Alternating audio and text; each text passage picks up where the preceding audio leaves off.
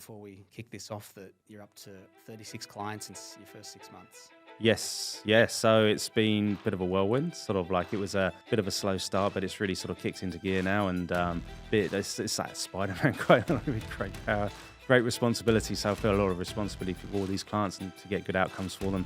I just purely focus on investment clients, and I want to see them sort of like hit the same sort of goals that I've done and hit that financial freedom mark. So scary but great. I think people like overcomplicate property investing. It's not as hard as everyone sometimes makes it out to be, and it's not the extreme data analytics, etc. The most important thing is taking action. Buyer's agent, almost like an investment property advisor, so you can actually help people put together, use it like a jigsaw puzzle. And I was asked a question like, how did it feel when you hit financial freedom? And it was actually a big anticlimax.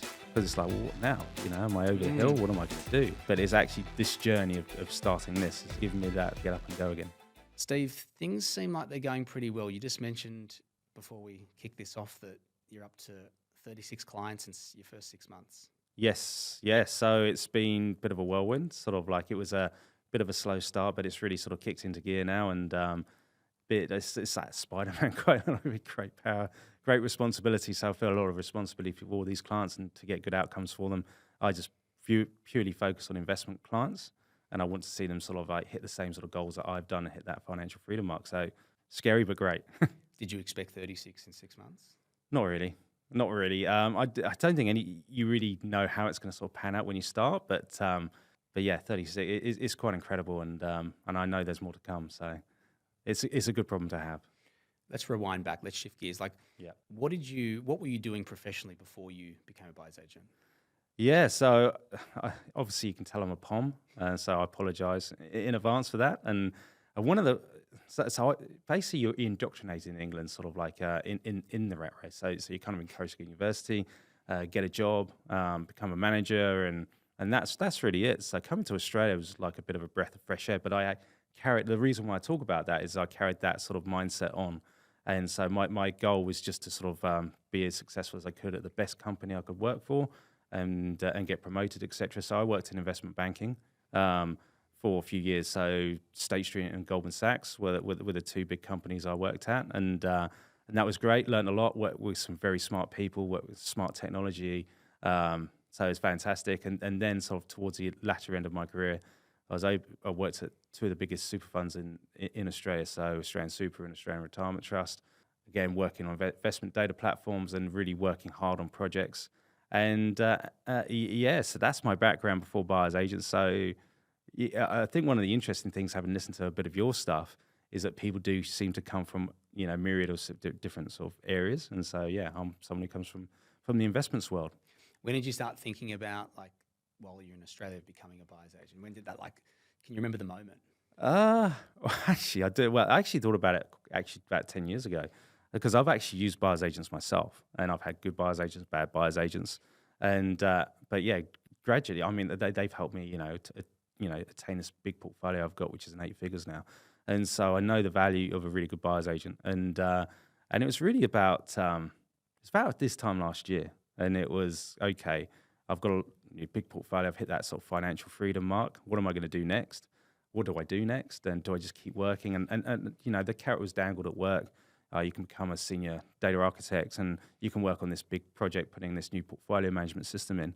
But it was like, well, I could do that now, but that's not really going to be challenged. I need to have a purpose to get up and going. So I sat down, spoke to a couple of people who were pretty close to me, and they suggested, well, you could either do two routes, really. You could look at mortgage broking or buyer's agency. And I thought, buyer's agency, that sounds pretty good, but not really per se an actual buyer's agent, but almost like an investment property advisor. So you can actually help people put together, use like a jigsaw puzzle, put together portfolios.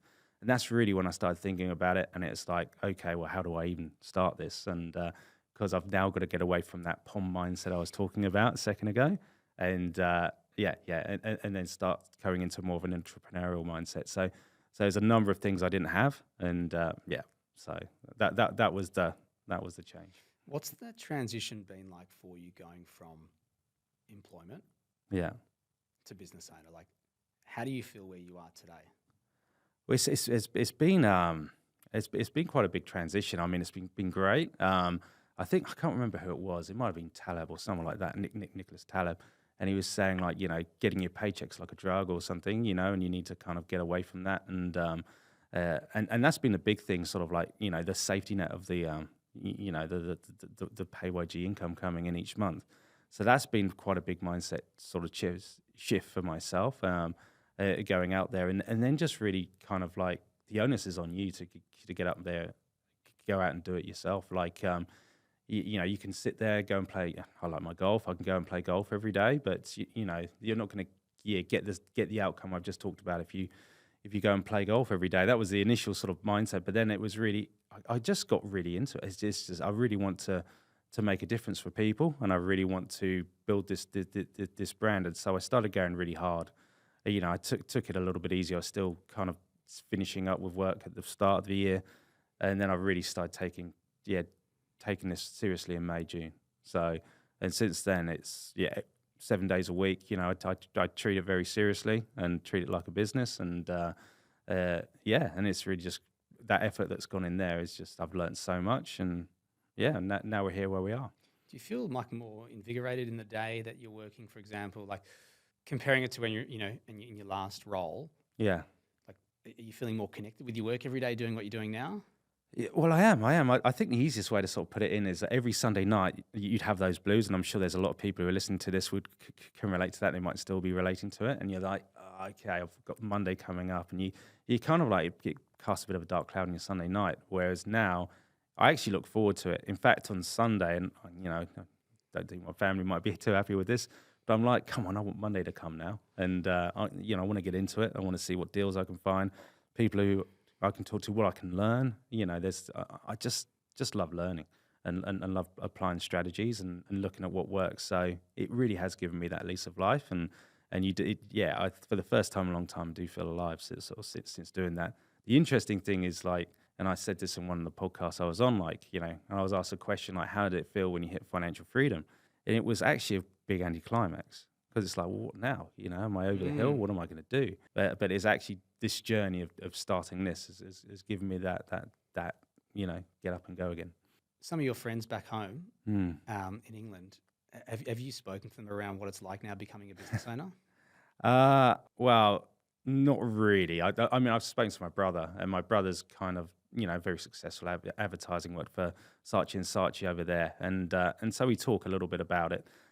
He's excited for me, but when I get a bit bashful, especially when we talk about how many properties I've got in my portfolio, and so I just can't. I change the subject a little bit. Fair enough. Maybe that's the English sort of like bashful sort of thing, so I don't talk about it too much. That's fair enough. What problems are you solving primarily for people looking to engage you, like people who are looking to build portfolios, right? Yeah. Like what are the key problems that you feel like you're solving for these people? Well, I think there's so many people want to build wealth, and they just don't know how to do it. I mean, there's information overload. There's just so much out there now. And the way I was talking to someone about this last night at like 9:30, I think it was. So that's how crazy I've got into this. And I think people like overcomplicate property investing. It's not as hard as everyone sometimes makes it out to be, and it's not the extreme data analytics, etc. The most important thing is taking action and then buying in a market before it's really accelerated or grown, and then buying a high quality asset. And so a lot of people are a lot scared. Like I said, there's a lot of analysis paralysis out there, and they don't know where to start. And I'd like to think that I'm someone who almost a bit of a shoulder to cry on, just like buyer's agent / psychologist, where you can actually talk about what you're trying to do and how I can help you, and then just cut through some of the noise out there. And so the most important thing, as you would know, like with property investing, is actually taking action and then just holding. Like Charlie Munger says, the money's made by just holding. So that's what I try and instill into people. The other thing I'm very big on, and I know you are as well, and it's about building a team. And I did this in corporate investments. I didn't want to be the number one guy with and then trying to trump yourself up. I wanted the best people I could work with, so I could learn from them, or they could just do a great job for me. And I think that's the same thing with property investing. If you get that really good buyer's agent and strategist, great broker, great accountant, then you basically got the A team, and they can actually help you get to your goals. And that's something I work hard on, like to make sure they're hooked up with the right people. A lot of your clients, when they come to see you, are they buying for their first time? Are they looking to then? Are they buying multiple and then diversifying? Like, where are they typically at? Well, it's a bit of a mix, actually. So, I've had a couple of real high net worth people who can buy 6, 7 properties come in, so they already know the game, and and it's just kind of they're just wanting a little bit of assurance and being able to talk to someone who's hit the goals that they want to attain. So we've got a good mix of that. But the clients I really do like are the people who are just coming in and have never bought a property, or they might have a PPOR or something like that.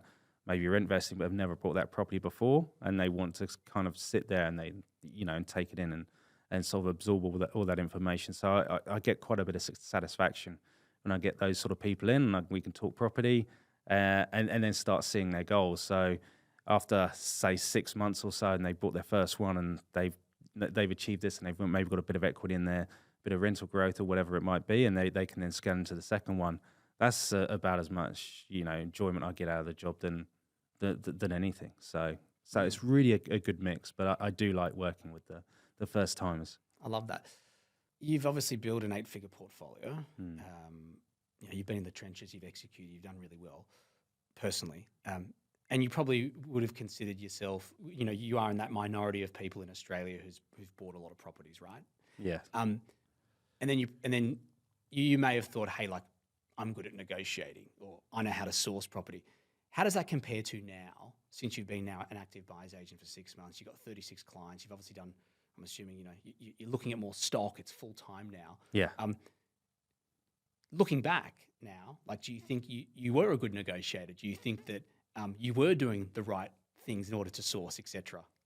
Yeah, I think so. I think, again, I'm really bashing the Poms today, but, I did have a bit of a lack of confidence, to be honest, and I think that just comes up maybe in that environment. But when you look, and the interesting thing when you buy a property, and I don't know if you get this from some of your other students on the course and this, every time you buy a property and it's a pretty good deal and you've negotiated it well and it ticks all the boxes, you always have that moment like, am I doing the right thing here? Is it the right thing? Am I going to mess up, client A's sort of life by buying this? Or so I think having that experience and then just going back and having a look. Okay, I bought this property.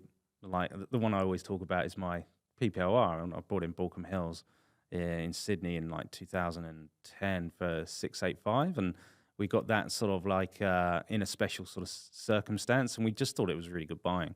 And I thought I was the cleverest guy in the world 3 years later when I sold it for like 1.3 million. And then I look at it now and it's worth 2.2.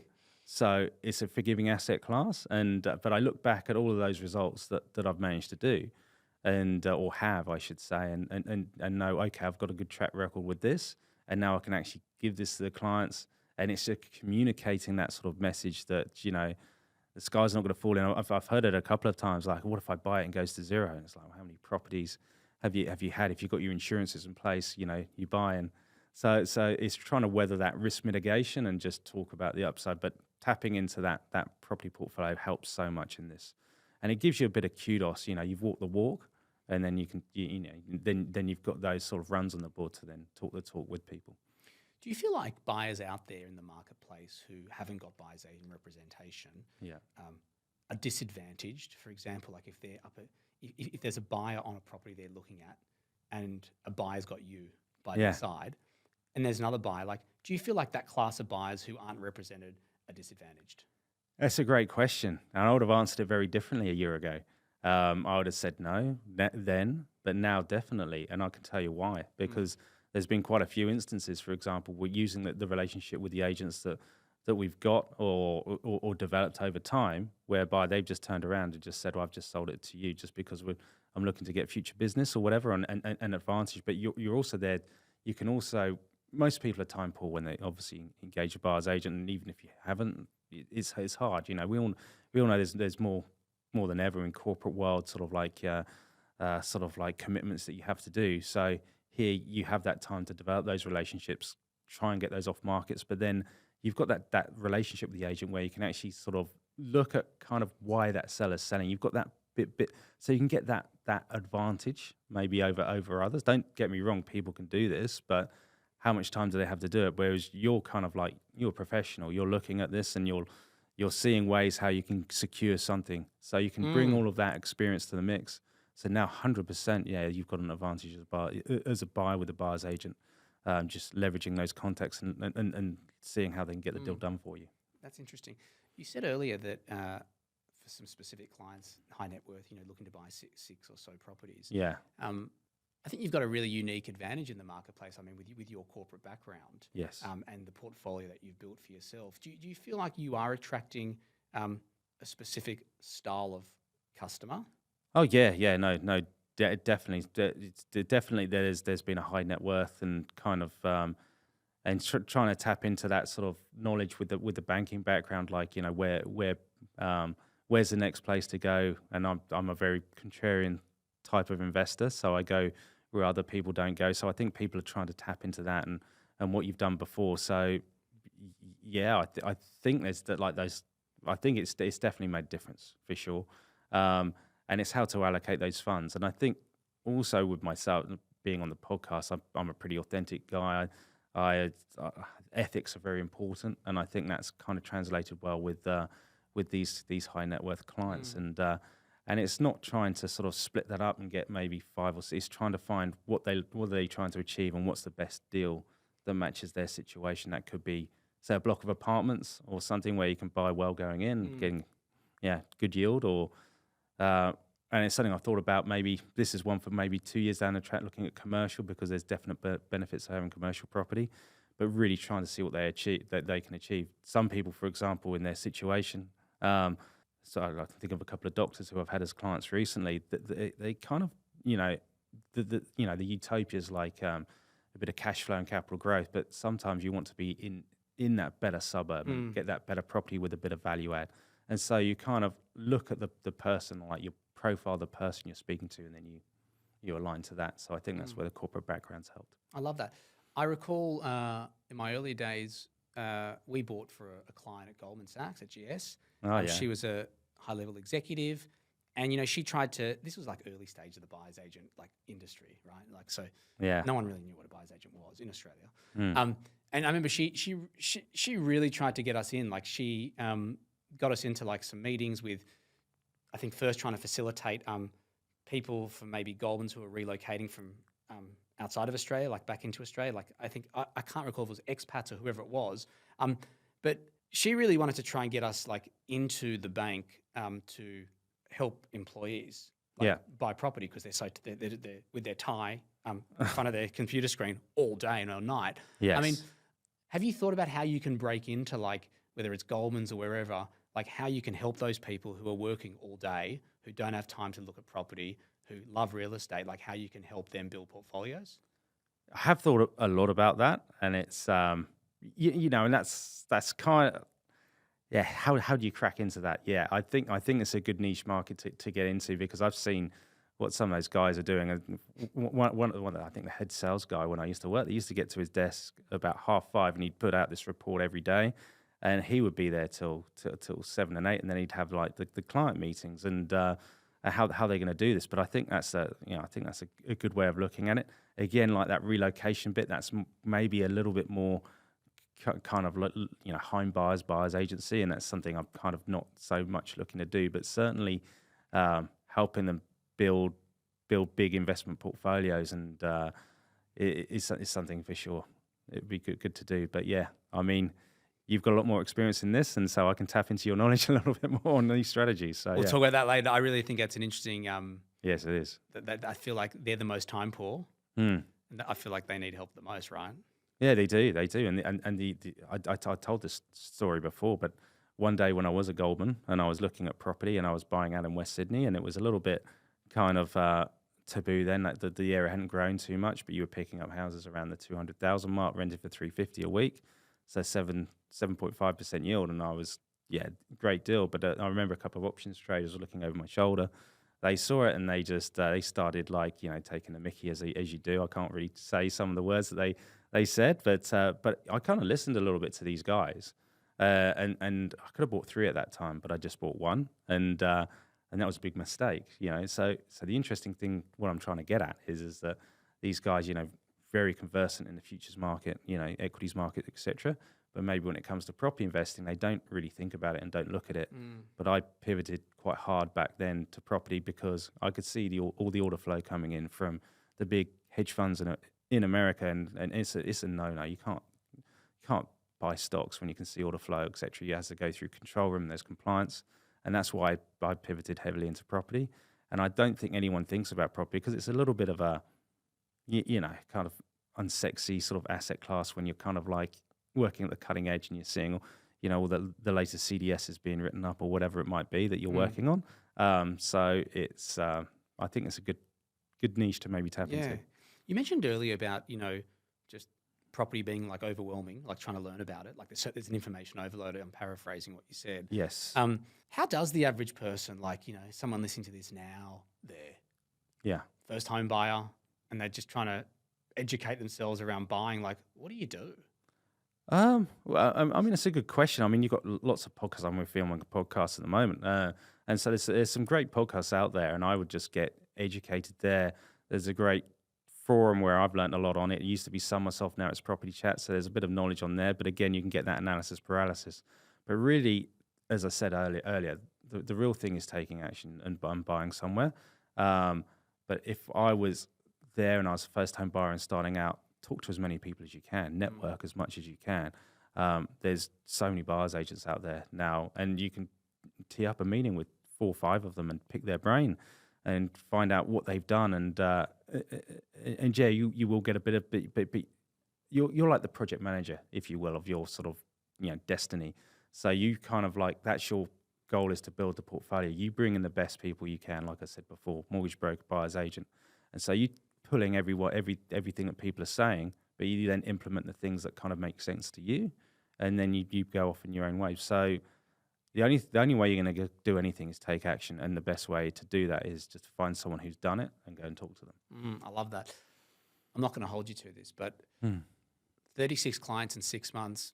How many clients are you going to have in 12 months if you were to take a guess? Well, if you ask my wife, she'd say 36 because she's anyways, no more. But no, it's a good question. I'm pretty ambitious and I want to keep growing as well. So, I mean, I had this goal to try and hit $1 million in revenue in the year, and I think if I sort of like deconstruct that, I think that's 72. Although my maths might sort of like be deserting me there. So I guess that's almost halfway, I suppose. And so I hadn't really thought about that, but I think that is halfway to 72. So if I can do that, that's amazing. I'll take you out for dinner. But if you hit that $1 million, there's one lady, Dawn. She's in Everest as well. I think she cracked $1 million in her first year. There may be. I mean, I haven't heard of anyone else. They may be out there, but I mean that's a big achievement. Like you're halfway there, but I think that's really strong if you can do that. No, that'd be great. And already we're bringing people on, so there's now 4 of us working, and. It just helps. It gives me time to spend a bit more time with clients, and I have a couple of people just looking for deals. And I've heard Dawn's story, and she's done fantastically well. And another one from the motherland, although I don't think she'd say Ireland and England, maybe not mesh as well. That's true. Before we got started, you were mentioning around your plans to build an 8-figure business. Yes. What do you think about in regards to your business and the future of I it? think so.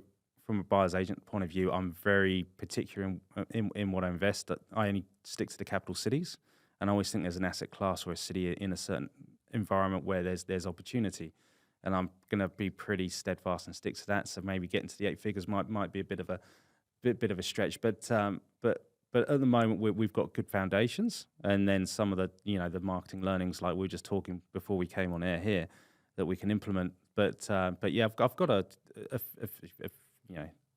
a fairly goodish plan. So like we were saying, 72 clients in the year, and we've hit that first boundary. And then sort of after that, how many people do we need in? So obviously we'd have to scale up to get to that mark. But I think there is need to start becoming a bit of an expert in marketing and milk those various venues where we can do it. But I think we're putting the bones in the business already where we can actually do that. Again, I'm the face of most of it, talking to clients and doing the podcast, doing the marketing, etc. And I've got an engine room behind me who calling the agents all the time, trying to find those great deals. So it's really just about getting my profile more out there. And I know it's not going to happen overnight, but I do know you've had some pretty illustrious students who've managed to do that. So it's the one thing I would say, that to get to 8 figures, you can't. It's not going to happen overnight. And I talk about this quite a lot, and I might, again, talked about it before. And I think compounding is an extremely important part in the process. And I'm not talking about compounding on your portfolio. It's the day-to-day things you do. It's the little things you do each day, the tough things, and sometimes you think you're not really getting anywhere. But if you do that same thing every day, you keep rocking up 7 days a week at the moment it is, doing the little things for client, these things sort of take care of themselves and they compound into something pretty incredible. There's a great book called The Slight Edge where I think it's Jeff Olson, he talks about this. And so while I can't think about 8 figures, say in 3 years, 5 years, or whatever it might be to grow the business to that, I know that if I keep doing the same things I'm doing at the moment, day in, day out, and kicking goals for clients, that'll come. I love that. I haven't read that book. I've read, I think, The Compounding Effect. Okay. But I'm a big believer in that whole notion of compounding. Yeah. I mean, I'm trying to do this at the moment, so like to in my life in a diet, but it's the same thing. You've got to do the same thing every and you don't see your result in a week or 2 weeks, but you've got to keep doing that. Same going to the gym, everything. It's there everywhere. I didn't ask you this, but in your previous roles, typically, like, were you in a data analysis style of role, or? Yeah. So I was data analysis sort of strategist sort of role at Goldman. So they're really kind of helping sort of like the big wigs, the sales guys. It was strategy, looking at sort of algorithmic trading. I'm struggling to get my words out there. Sort of order flow coming through, exchange connectivity, all of this sort of stuff. So it was pretty technical. So the way I kind of like say it, and when you look at it from a high level, it's something I've actually been able to bring into the buyer's agency. That if you have one discipline in the banking world, you're valuable, but you're not that valuable. But if you can get 2 strings to your bow, so let's just say the domain, knowing the equity markets or futures markets inside out, but then having maybe some IT knowledge, then you've got 2 disciplines. That makes you that little bit more valuable. And then if you put in a 3rd discipline, let's just say data analysis or whatever, then you bring those 3 in, and it's incredibly potent. So if we bring that into sort of buyer's agency, sort of like knowing the domain, knowing what property investing is and how to scale portfolios, that's a great one. And so then if you can bring in the marketing and all of the nous around that, then you're cooking again. How many disciplines did you have at Goldman's? I would have said I had the 3 there. The 3. Yeah. The reason I asked that question is I wanted to understand, now that you're running your business, and as you can probably appreciate, running a business is not all about data. How important has sales and marketing been for you? Oh, it's been massive. It's been the biggest part, and I'm the first to admit. I was talking about the project manager. The one thing I didn't know anything about was sales and marketing. Knew a bit about sales. So I think it comes quite naturally if you're passionate about something. It's pretty easy, but then you've got to get the people in the door. Otherwise you can't grow it at all. So that marketing has actually been the biggest gap, and so learnt so much about that in the last 3 to 6 months. Had very good recommendations from your team. I'm going to get his name wrong. James Harmozy. James Rankin. James Rankin. Is it Alex Harmozy? Alex Harmozy. That's it. He's good. That's my weakness. I'm very bad at names. But yeah, I've been sort of getting involved in that. So everything is marketing at the moment, trying to work out how I can get better at that. And this is, as I said, some of your students are fantastic at doing this. So yeah, that was my realization. When I started my first business, was because I came from corporate, and I was like, this is all about sales and marketing. Yeah, like you've got to provide a good service or product, otherwise, you get beat. Yeah, and it won't be sustainable. So that, to me, that was just a given. We were obviously we're a buyer's agency. We had to provide the best service. That to me was like just something you had to do. And then to me, it was like, okay, now I've got to, as you said, find the clients. I've got to bring them in. Yeah. And then I've got to sell to them. And that's what it's all about. Yeah. And it was just a massive realization for me pretty early on. I was like, this is what it's all about. And how did you tackle that? Because you didn't have any of this stuff back then. I sucked at sales. I was so bad. I'd never sold before. Yeah. So I had no idea what I was doing. I went on a very deep learning curve. Like you mentioned earlier, around building a team and surrounding yourself with the best people. I did that very, very early on. Yes. And just upskilled myself in those two areas, which is still an ongoing process. Yeah. Like I'd say I'm still a student today learning about it. I think we all are to some degree, and that's the fun of life. Because when you get to the top of Everest, let's just say there, like, where do you go? There's always something else. There's always another mountain, and there's always something else, other discipline to learn. So, but yeah, you know, and this is coming from someone who's probably built the pioneering, you know, buyers agency in the country. So yeah, it's humbling to hear that. Well, you know, I think you're very fortunate, right? You've got an extraordinary background from building your own portfolio, an 8-figure portfolio. You know, reaching financial freedom yourself with, you know, that steady income. But I think just with your corporate career as well, and I think that why I say you're fortunate is what I've learned in my career is that people buy into stories, they buy not what you do, why you do things. Yeah. And I feel like you've got a very unique background that can't be copied. I feel like you've got an 8-figure portfolio. You've worked at some like Goldman Sachs, like them, you know, everyone knows Goldman Sachs, like. And they don't hire idiots, right? And so I feel like it's very hard for people to copy you. And I feel like people getting in front of you, you tick credibility. I feel like you tick trust, tick brains, you tick execution. So I'm not trying to just compliment you here. I'm just trying to say that I feel like you got a very big head start, and I'm not surprised how well you're doing. I mean, it does help, and you know, and maybe the brains bit, sort of like I need to improve that a little bit. But no, it is a fantastic background. I mean, those brands and like working at those big banks, you just get, we call it you get Goldmanized when you're there. So you get everything's pretty focused, and you just learn ways of working. You learn kind of you know, the ethical way of doing things. And one of the things I always used to say, like, just think of any action that you do and the ramifications and how that would be if it was featured on the Wall Street Journal, for example. And so all of this is kind of just ingrained into you, and you don't really know it's happening. So I think that's the good base. But then, like I said, you know, having to do all the portfolio on the side, and I made mistakes as well. But it's been great. So I mean, it means a lot to hear that from someone like yourself. So yeah, well done. Well, Steve, dinner's on me when you crack that first mil in the first 12 months. So notify me. I've enjoyed this conversation. You bring a lot to the table. You're clearly doing phenomenally well early on, and I wish you all the best. And I think, you know, you are bringing a really good energy into the industry. So thank you. No, thank you, Ben. Thank you. Cheers. Thanks.